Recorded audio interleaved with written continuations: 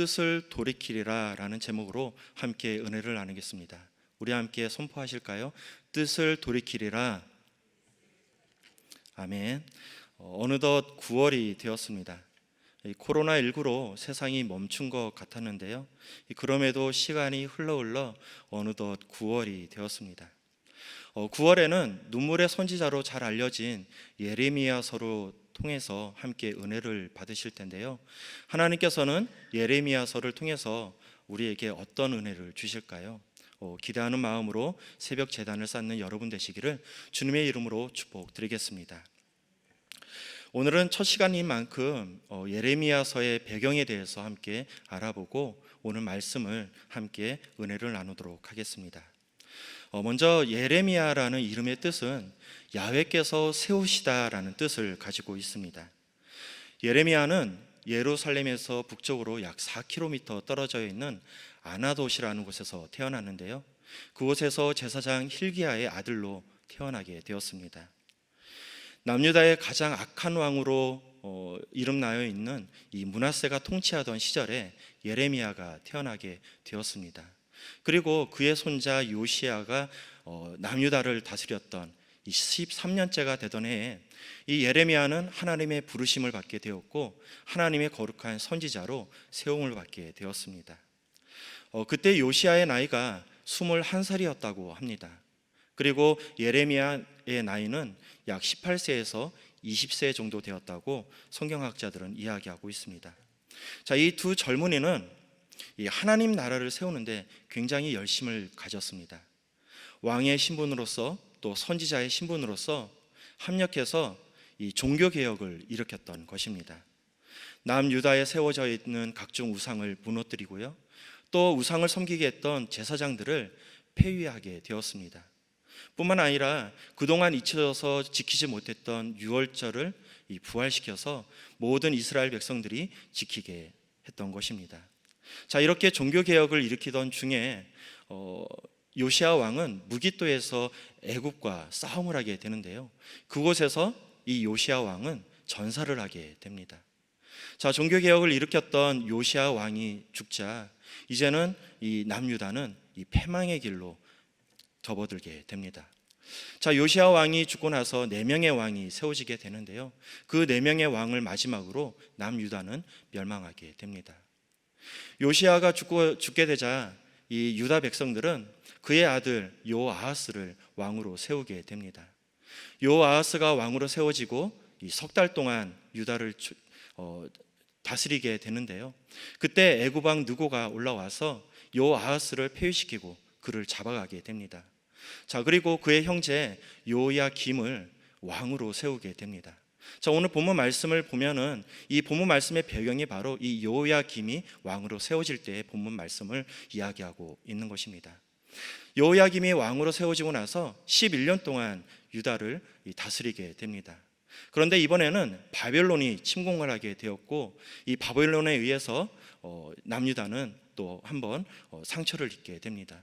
그리고 요야김은 바벨론 왕 느부갓네살에 의해서 이 포로로 바벨론에 끌려가게 됩니다.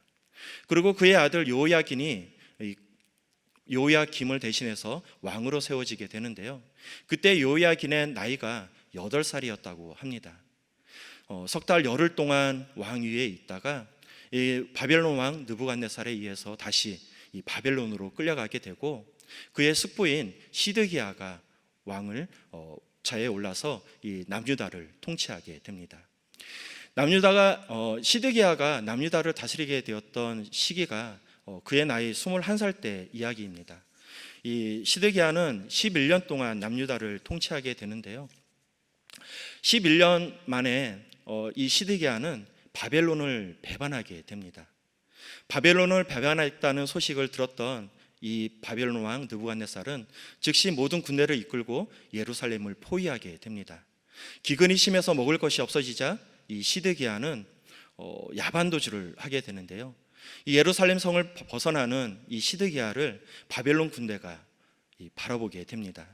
여리고까지 쫓아가서 시드기야를 잡아오게 되는데요, 이 바벨론 왕 느부갓네살은 이 시드기야가 보는 앞에서 그의 아들들을 모두 무참하게 살육해 버립니다.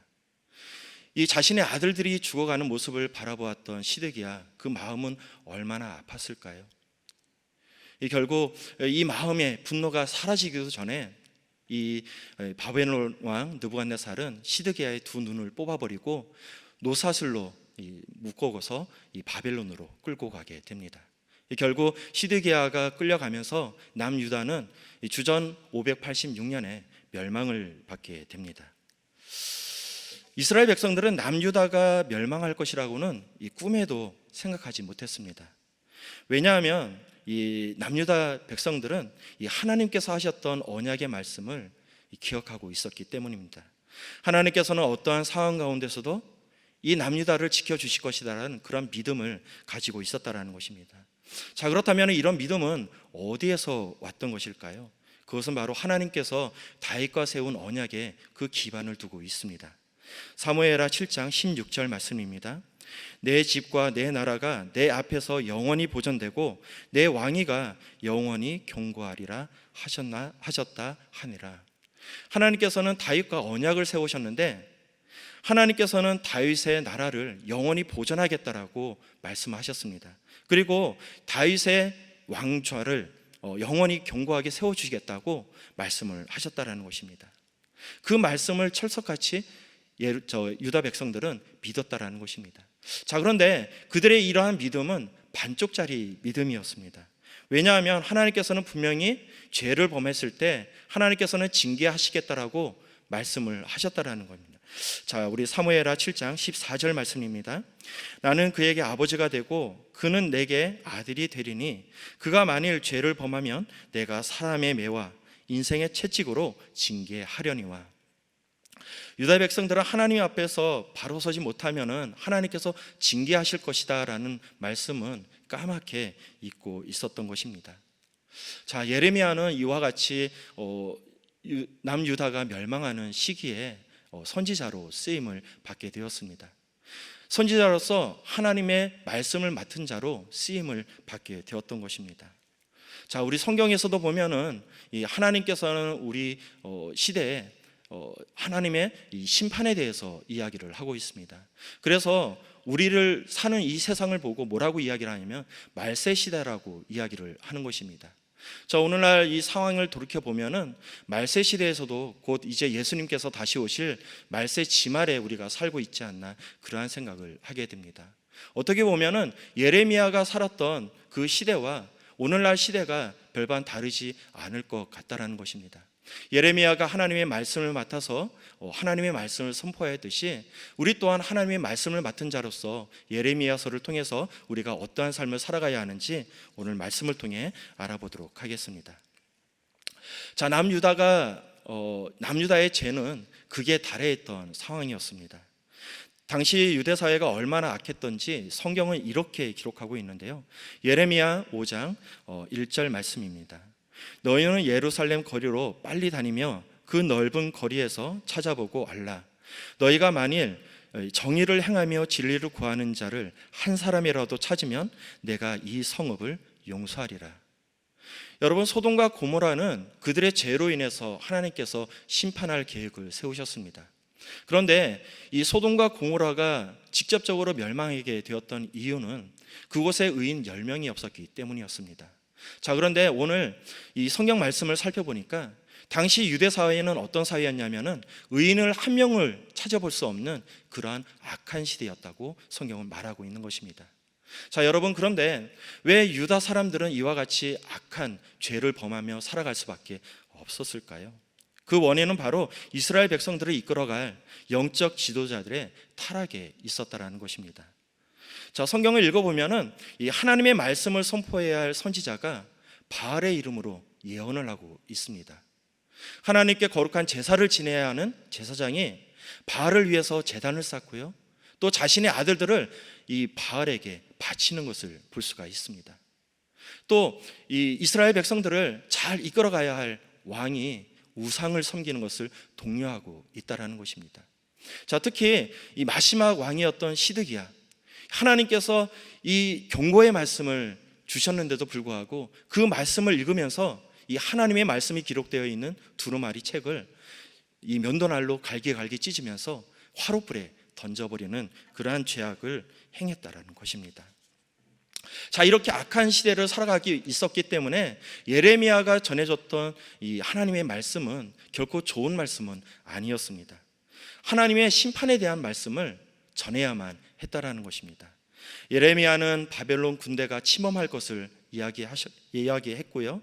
그로 인해서 나라가 황폐해질 것을 이야기를 했습니다. 성과 성읍이 파괴가 될 것이고 수많은 백성들이 바벨론으로 포로로 끌려갈 것을 이야기를 했다라는 것입니다. 자, 그렇다면 하나님께서는 왜 예레미야에게 남유다가 멸망할 것을 이야기를 하셨을까요?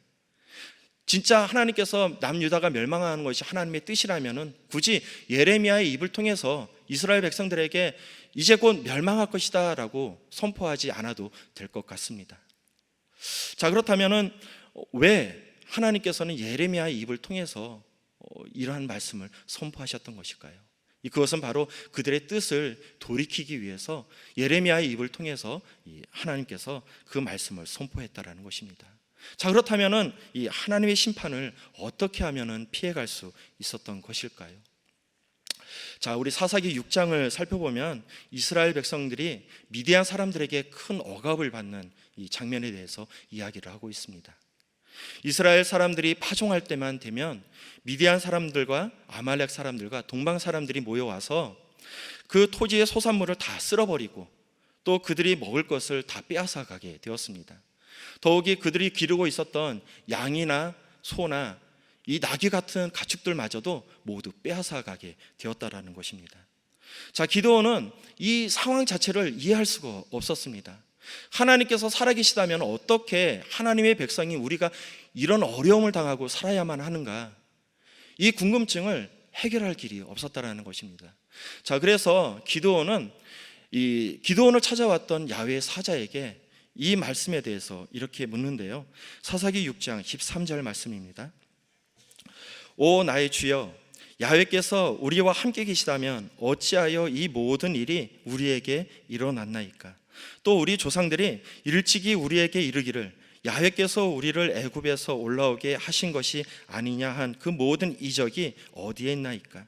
이제 야훼께서 우리를 버리사 미디안 손에 우리를 넘겨 주셨나이다. 자, 여러분, 육적인 눈으로 바라보아서는 이스라엘 백성들이 미디안 사람들에게 억압을 받는 이유는 단 한 가지입니다. 이스라엘 백성들은 약하고 미디안 사람들은 강하기 때문입니다. 그래서 이 육적인 차원에서 이 문제를 해결하기 위해서는 미디안 사람들보다 강해지면 되는 것입니다. 번뜩이는 전략과 전술로 미디안 군대를 공략하고요, 그리고 또 미디안 사람들보다 더 좋은 무기를 가지고 그들과 싸워야 할 것입니다.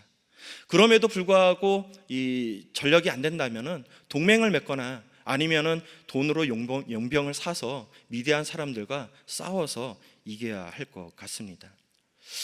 그런데 여러분, 이 번뜩이는 전략과 전술을 가지고 있다고 한들, 또 미디안 사람들보다 더 좋은 무기를 가지고 있다고 한들, 용병을 사서 그들과 맞서 싸운다고 한들 이스라엘 백성들이 과연 미디안 사람들을 이길 수 있을까요? 어떻게 보면은 미디안 사람들을 싸워서 이길 수도 있을 것 같습니다. 하지만은 제2의 미디안, 제3의 미디안이 계속적으로 일어날 것이라는 것입니다. 왜냐하면 이 재앙의 뿌리가 어디에 있냐면은 바로 하나님께 있기 때문입니다. 즉 하나님과의 관계를 회복하지 않으면 미디안을 결코 이길 수 없다라는 것입니다. 자, 이스라엘 백성들이 광야를 지날 때 이야기입니다.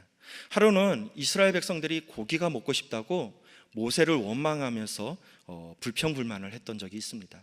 자, 이 이야기를 들었던 모세는 눈앞이 캄캄해졌습니다. 왜냐하면 자신이 바라보는 광야는 돌짝밖에 없는, 풀 한 폭이 자라날 수 없는 그러한 광야였기 때문입니다. 그런 광야에서 어떻게 성인 남성만 60만 명이 넘는 이 많은 사람들을 고기를 먹일 수 있겠습니까? 자, 그래서 이 문제를 놓고 하나님께 하소연하면서 기도하고 있습니다. 민수기 11장 11절로 14절 말씀입니다. 모세가 야훼께 여짜오되 어찌하여 주께서 종을 괴롭게 하시나이까? 어찌하여 내게 주의 목전에서 은혜를 입게 아니하시고 이 모든 백성을 내게 맡기사 내가 그 짐을 지게 하시나이까? 이 모든 백성을 내가 배웠나이까? 내가 그들을 낳았나이까? 어찌 주께서 내게 양육하는 아버지가 젖먹이는 아들을 품듯 그들을 품에 품고 주께서 그들의 열조에게 맹세하신 땅으로 가라 하시나이까? 이 모든 백성에게 줄 고기가 내게 어디서 얻으리이까? 그들이 나를 향하여 울며 이르되 우리에게 고기를 주어 먹게 하라 하온즉 책임이 심히 중하여 나 혼자는 이 모든 백성을 감당할 수 없나이다. 자, 모세는 지금 이 기도의 내용을 보면은 이 문제를 스스로 해결해야 된다라고 생각을 하고 있습니다. 왜냐하면 모세는 하나님을 신뢰하지 않기 때문입니다. 아무리 하나님이라 할지라도 이 광야에서 어떻게 이 고기를 만들어서 이 성인 남성만 60만 명이 넘는 이 많은 사람들에게 고기를 주어 먹게 할 수 있겠느냐 의문을 던진 것입니다. 자, 민수기 11장 21절로 22절 말씀입니다. 모세가 이르되 나와 함께 있는 이 백성의 보행자가 60만 명이온데 주의 말씀이 한 달 동안 고기를 주어 먹게 하겠다 하시오니 그들을 위하여 양떼와 소떼를 잡은들 조카오며 바다의 모든 고기를 모은들 조카오리이까. 자, 우리는 때때로 하나님의 능력을 이와 같이 한계 지을 때가 있다라는 것입니다. 자, 지금 모세는 하나님의 편에 서서 하나님을 대변하는 것 같지만 모세는 오히려 이 하나님의 능력을 신뢰하지 못하고 있다라는 것입니다. 자, 우리가 기억해야 할 것은 내가 할 일이 있고 하나님께서 하실 일이 따로 있다라는 것입니다. 자, 내가 할 일은 무엇일까요? 하나님이 이 모세는 이 백성들의 원망을 듣고 그 원망을 가지고 하나님께 기도하는 것이 바로 모세가 해야 할 일입니다. 그것이 바로 우리가 해야 할 일이라는 것입니다. 자, 그렇다면 하나님께서 하실 일은 무엇일까요? 모세의 기도 소리를 듣고 그 기도에 응답을 주시는 것이 바로 하나님께서 하셔야 하는 일인 것입니다. 어떤 방법으로 어떤 고기를 먹일 것인가, 이것은 우리의 관심이 있는 것이 아니라 하나님의 뜻에 달려 있다라는 것입니다. 자, 그런데 우리는 문제 앞에서 종종 이런 오류를 범할 때가 있다라는 것입니다. 분명히 내가 해야 할 일이 있고 하나님께서 하실 일이 따로 있는데도 말입니다. 하지만 우리가 기억해야 할 것은 이 하나님은 이 세상을 창조하시고 이 세상을 다스리시는 분이라는 것입니다. 하나님께서 이 세상을 창조하실 때 뭔가 있어서 그것을 통해서 이 세상을 창조하신 것이 아니었습니다. 아무것도 없는 무에서 유를 창조하신 것이 바로 하나님이시라는 것입니다. 세상에 빛이 있으라니 빛이 있었고 그 빛을 통해 모든 어둠의 세력이 떠나갔다. 이러한 말씀으로 선포하심으로 인해서 우리 이 세상이 만들어지게 되었다라는 것입니다. 즉 하나님께서 하시고자 하신다면 이루지 못할 것이 아무것도 없다라는 것입니다. 자, 자존심 상한 우리 하나님께서는 모세에게 이렇게 말씀하고 있습니다. 민수기 11장 23절 말씀입니다. 야훼께서 모세에게 이르시되 야훼의 손이 짧으냐 내가 이제 내 말이 내게 응하는 여부를 보리라. 자, 그리고 나서 하나님께서는 모세가 상상하지 못했던 방법으로 이스라엘 60만 명에게 이 고기를 주어서 먹이게 하십니다. 민수기 11장 31절로 32절 말씀입니다. 바람이 야훼께로서부터 나와 바다에서부터 메추라기를 몰아 진영 곁 이쪽 저쪽 곧 진영 사방으로 각기 하루길 되는 지면 위에 2규빗에 내리게 한지라. 백성이 일어나 그날 종일 종야와 그 이튿날 종일토록 메추라기를 모으니 적기에 모은 자도 10호멜이라. 그들이 자기들을 위하여 진영 사면에 펴 두었더라. 자, 여러분, 이 성인 남성 60만 명이나 되는 이스라엘 백성들을 먹이기 위해서 모세가 할 일은 아무것도 없었습니다. 모든 것이 하나님께서 계획하시고 하나님의 방법으로 이스라엘 백성들을 먹이셨다라는 것입니다. 자, 우리 사사기 6장으로 다시 한번 돌아가서요. 이스라엘 백성들이 자신을 억압했던 미디안 사람들 손에서 벗어날 수 있는 방법은 무엇이 있을까요? 그들이 해야 할 일은 미디안 사람들을 무찌르기 위해서 힘을 기르는 것이 아니었습니다. 그들이 해야 할 것은 왜 우리에게 이러한 고난이 왔는가, 이거에 대해서 묵상하면서 하나님께 그것을 가지고 나아가야 되는 것이었습니다. 마음을 찢고 죄를 뒤집어 쓰고 금식함으로 하나님께 나아갔을 때 하나님께서는 그들이 부르짖는 그 기도 소리를 들으시고 하나님께서는 기드온이라는 한 사람을 세워서 미디안 손에서 그들을 해방시켜 주셨습니다. 자, 예레미야가 살았던 시대는 애굽이라는 강대국과 또 아수르라는 강대국, 또 바벨론이라는 강대국이 패권을 서로 다투면서 전쟁을 하던 이 격동기의 시대였습니다. 자, 이런 시대에 힘없는 유다가 살아간다는 것은 매우 어려운 일이었을 것입니다. 그래서 때로는 조공을 바치기도 했고요, 또 때로는 동맹을 맺어서 그들과 맞서 싸우기도 했었습니다. 강대국 사이에서 살아남기 위해서는 어떻게 보면 당연한 일인 것 같습니다. 자, 그런데 우리가 기억해야 할 것이 있습니다. 그것은 바로 유다 왕국은 하나님께서 친히 다스리시는 나라라는 것입니다. 그들의 본 모습은 비록 초라하고 작고 힘없어 보이지만 하나님께서는 언제나 그들과 함께 하셨다는 것입니다. 사랑하는 성도 여러분, 그렇다면 하나님께서 친히 다스리시는 이 유다가 왜 이와 같은 어려움을 겪게 되었을까요? 그 이유는 바로 하나님을 떠나서 우상을 섬기고 죄악 가운데 삶을 살았기 때문에 이와 같은 어려움이 그들 삶 가운데 있었다는 것입니다. 자, 이 어려움을 극복하기 위해서는 그들이 해야 할 것은 그들의 힘을 기르는 것이 아니라 조공을 바치는 것이 아니라 동맹을 맺어서 그들과 맞서 싸우는 것이 아니라 하나님께 기도함으로 나아가야 한다는 것입니다. 하나님께서는 그들이 행했던 악한 길에서 돌아오라고 말씀하고 있습니다. 그리하면 하나님께서 그들에게 내리라고 하셨던 이 재앙을 거두시겠다고 하나님께서 말씀하고 있는 것입니다. 예레미야서 26장 3절 말씀입니다. 그들이 듣고 혹시 각각 그 악한 길에서 돌아오리라. 그리하면 내가 그들의 악행으로 말미암아 그들에게 재앙을 내리려 하던 뜻을 돌이키리라. 자, 사랑하는 성도 여러분, 오늘날 우리가 살고 있는 시대는 어떤 시대일까요? 오늘날 살고 있는 시대를 가만히 살펴보면 이 하나님께서 함께 하신다는 생각이 들지 않을 때가 너무나도 많이 있습니다. 저 유럽에서는 지금도 수많은 교회들이 팔려가고 있다고 합니다. 무슬림 사람들에게 있어서 팔려가서 이슬람 사원이 되고요, 그리고 또 세상 사람들에게 팔려가서 나이트 클럽이 되어가고 있다고 합니다.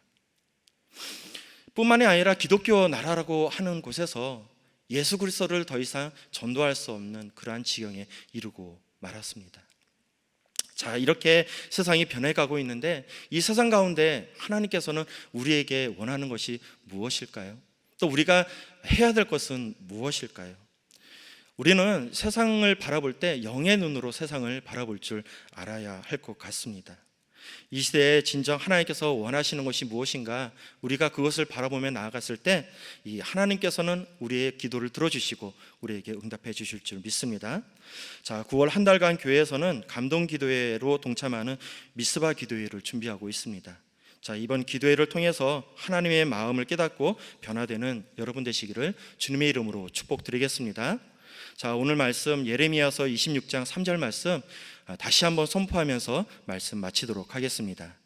그들이 듣고 혹시 각각 그 악한 길에서 돌아오리라. 그리하면 내가 그들의 악행으로 말미암아 그들에게 재앙을 내리려 하던 뜻을 돌이키리라. 아멘. 기도하시겠습니다. 사랑과 은혜가 충만하신 거룩하신 아버지 하나님, 우리가 사는 이 세대를 긍휼히 여겨 주시옵소서. 코로나19로 또 차별금지법으로 수많은 주님의 몸된 교회가 어려움을 당하고 있습니다. 우리에게 영적인 눈을 뜨게 하여 주시고 또 하나님께서 바라보시는 세상을 우리도 바라보게 하여 주시옵소서. 9월 한 달간 미스바 기도회로 아버지 하나님께 나아가길 원합니다. 이 기도회를 통해서 하나님 마음을 깨닫게 하여 주시고 그래서 하나님 보시기에 합당한 삶을 우리가 살아갈 수 있도록 축복하여 주시옵소서. 우리 여의도 순복음 분당교회가 성령으로 더욱더 충만한 교회가 되길 원합니다. 마지막 날 귀하게 쓰임받는 교회가 되게 하여 주시옵고 또 우리 교회를 이끌어 가시는 황선욱 담임 목사님께 성령의 기름을 넘치도록 부어주셔서 우리 교회를 잘 이끌어 나갈 수 있도록 축복하여 주시옵소서. 오늘도 귀한 헌물을 가지고 나온 우리 귀한 성도님들 계십니다.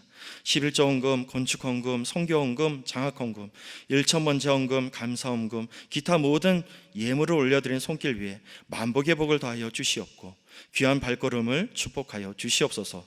오늘도 새벽을 깨워 예배 올려드린 모든 성도님들을 위해 기도합니다. 이들의 삶을 축복하여 주시고 하나님께 더욱더 쓰임받는 성도님들 될 수 있도록 기름 부어 주시옵소서. 예수 그리스도의 이름으로 기도드리옵나이다. 아멘. 하늘에 계신 우리 아버지여, 이름이 거룩히 여김을 받으시오며 나라가 임하시오며 뜻이 하늘에서 이루어진 것 같이 땅에서도 이루어지이다. 오늘 우리에게 일용할 양식을 주시옵고 우리가 우리에게 죄 지은 자를 사하여 준 것 같이 우리의 죄를 사하여 주시옵고 우리를 시험 들게 하지 마시옵고 다만 악에서 구하시옵소서. 나라와 권세와 영광이 아버지께 영원히 있사옵나이다. 아멘. 할렐루야. 오늘 귀한 말씀을 주신 우리 하나님께 영광의 박수 올려드리겠습니다. 자, 이제 기도하는 시간입니다. 나라와 민족을 위해서 우리 조용기 올로 목사님의 빠른 회복을 위해서, 또 황선욱 담임 목사님의 귀한 사역을 위해서, 또 우리 교회에서 파송한 선교사님들의 귀한 사역을 위해서, 성령 충만과 개인 문제 해결을 위해서, 또 오늘 주신 하나님의 말씀을 생각하며 우리 다 같이 주여 삼창하시고 통성으로 기도하시겠습니다. 주여, 주여, 주여.